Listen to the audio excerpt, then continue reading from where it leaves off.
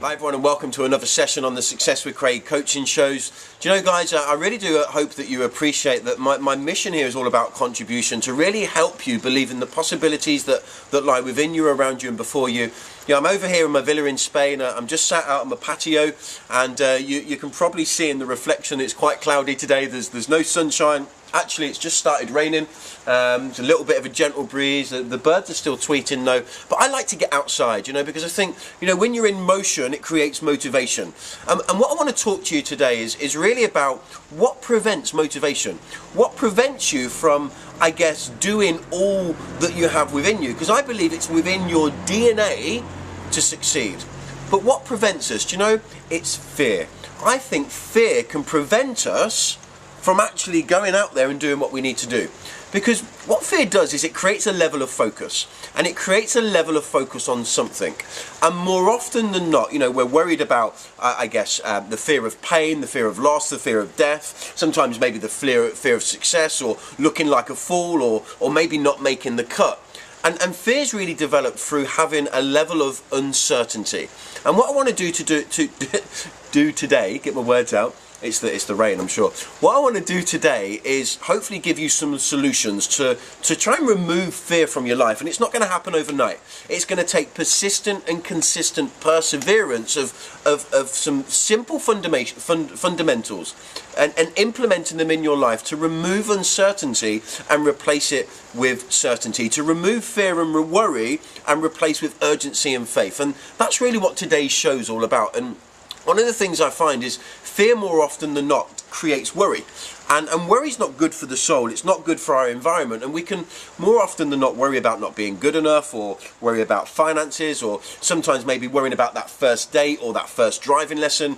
I'm quite a confident guy nowadays, but I remember dates of the past, back in my maybe late teens and early 20s, where you have this fear. You maybe go on a date and you're not really sure if you're going to connect, and you worry whether you've got what to say. But actually, when you relax, sometimes your greatest moments are the other side of fear. Sometimes your greatest moments come the other side of worry. So it's really about, I guess, removing that worry and fear from your life, because what's on the inside is what reflects on the outside. And by having fear and by living in a world of worry, you really do stop yourself from being true to your DNA, to your core, to live an abundant, positive and vibrant life which you deserve to live in this world of abundance that we live in. And the reason why we have this worry, maybe your first flight, or it's because, again, of uncertainty. And I remember doing a bungee jump back in, my late teens. I worked for a local magazine, and I used to love adrenaline sports, and I still do. I love my wakeboarding and my snowboarding, and will always be open to try something new. And I remember going to do a bungee jump and travelling down to London. There was like this fear of expectation, and it developed worry. Am I going to go back to my hometown of Peterborough after this bungee jump? Am I going to get to write an editorial piece and follow up on the advertising content for this wonderful magazine I worked with at the time? And it was that worry and there was a guy that was travelling with me, and we were having a little bit of banter on the way there, and having a few jokes with each other, but you could see that we were both getting quite edgy. And when we got there, it was next to the River Thames and the Battersea Power Station, which is now being converted into some luxury apartments. But back then it was a power station. We had the bungee jump crane, and I remember looking at the River Thames, and it's not pretty close up, I'm going to be honest with you. And you're going up in this crane, and I guess the worry had been eased slightly, because you're there and other people are jumping, doing their bungee jump, and it gives you a level of certainty that the elastic band, well, the bungee cord is not exactly an elastic band, is it? It's not going to snap, and you're going to survive. And I've always wanted to do one, so it wasn't going to stop me, but there was an element of uncertainty, an element of fear. And as you're going up in the crane, the crane's slightly moving and the wind's blowing. I had long hair at the time, and it's flapping all over, and I've got the video somewhere. I mean, it's going back years now. It's actually on a VHS video, and we're going up, and then all of a sudden the crane locks in at the top and you're like, whoa, your gut drops. You know, when you go over on a fairground ride and you lose your stomach, you have that instant feeling. And this guy goes, right, okay, look, get up, I want you to put your toes over the edge, I'm going to count to 3 and then jump. Well, you know what, at this point, fear set in, worry really set in, and what happened was my feet are over and I've heard him go 1, 2 and I've just gone, because I thought if I didn't go then I was never going to go. And do you know what an amazing feeling as you plummet into the ground and all of a sudden the bungee cord stretches and you have this level of weightness. I don't know what the correct word is, but it's almost like your weightlessness of floating in the air, and the bungee stretches to the point where you literally stop and hover for a split second before you're flung back into the air. And I tell you what a feeling. And as I said earlier, sometimes your greatest moments are on the flip side of fear and worry. And what was fascinating, as soon as they'd catch me from swinging at the bottom, they'd grabbed hold of me and they lowered me into this giant beanbag, there was one thing that I wanted to do: get straight back up there and do it again, because the feeling of elation, the adrenaline that was pumping through my body, through doing something new, through living right on the edge. And I've got a philosophy I've learned over the years: if you avoid living on the edge, you'll never have the edge. The edge of what, you might say? The edge of your comfort zone. Because I tell you now, everything that you've ever acquired, everything that you've acquired, whether it's a feeling, whether it's a loved one, whether it's something materialistic, more often than not, you've had to step out of your comfort zone to acquire something that's special to you. Because everything that we desire, everything that we tend to have ambition for, something new means we have to do something new. It's that philosophy, isn't it? You know, the sign of madness, you know, doing the same things day in, day out and expecting different results. That's living in your comfort zone. That's living within fear and worry. But it's about understanding. I mean, I've discovered, you know, we literally worry and have fear because we have that uncertainty, and we need to shift our mindset, because our thoughts create feelings and our feelings create thoughts, and we live our lives by them. So it's really about shaping your mindset so you can go from a position of uncertainty to certainty. Because when you're certain in the outcome, when you're certain of the result, you're motivated, you're propelled into action to do the things you need to do to get what you want to achieve. And when you're certain, there is no fear, there is no worry. So to create certainty, we need to remove fear and worry.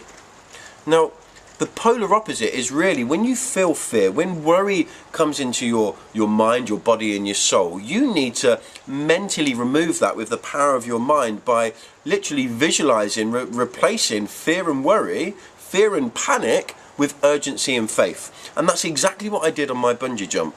I literally, he got up there, we locked in, and he went 1, 2, and I'm like, I'm going now. And I went, and I won't repeat to you what he said on the video, and maybe I should put it up because it's hilarious, right? And he's gone, whoa, what a crazy, and beep, beep, beep, beep. Because I went on 2, because there was no way I was going. So I put that urgency, and I had that faith that, like everyone else before me, my cord was going to hold me. And I tell you what a feeling of elation, what an experience. So remember, the flip side of fear more often than not is commitment. So get committed to your goals, get committed to what's important to you. And we need to develop this level of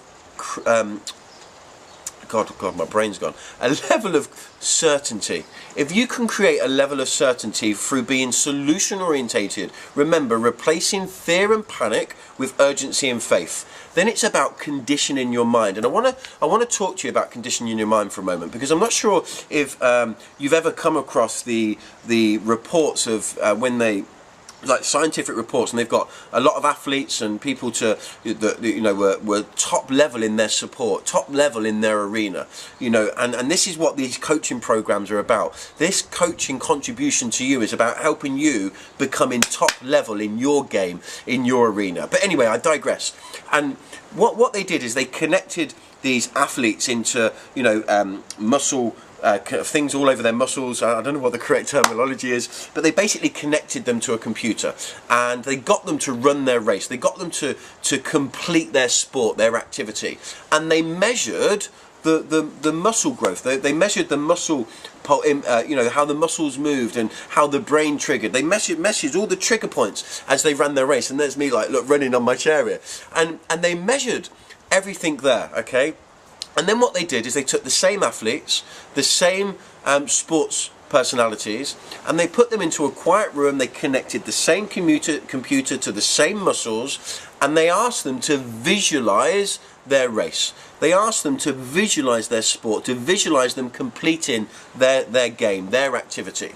And it's no surprise that the same impact on their muscles and on their mind they had through visualization as they did through completion. You speak to any major sports star, they talk about how they visualize the perfect goal, the perfect basketball hoop. They visualize, you know, a golfer will visualize the perfect shot of him hitting that golf ball 300 yards to the edge of the green, or hitting it onto the dance floor and just knocking it in. Coincidentally, my villa's here on a golf course. Not that we've had any golf balls over this year yet, so that's good. Anyway, but I'm digressing again. And the key is the power of the mind. And I think more often than not, we forget that actually our thoughts create things. What we think about, we bring about. And how you believe and how you think is what you create in this environment. So I want to teach you to create absolute certainty through perfect practice. So what you need to do is you need to start visualizing your outcome.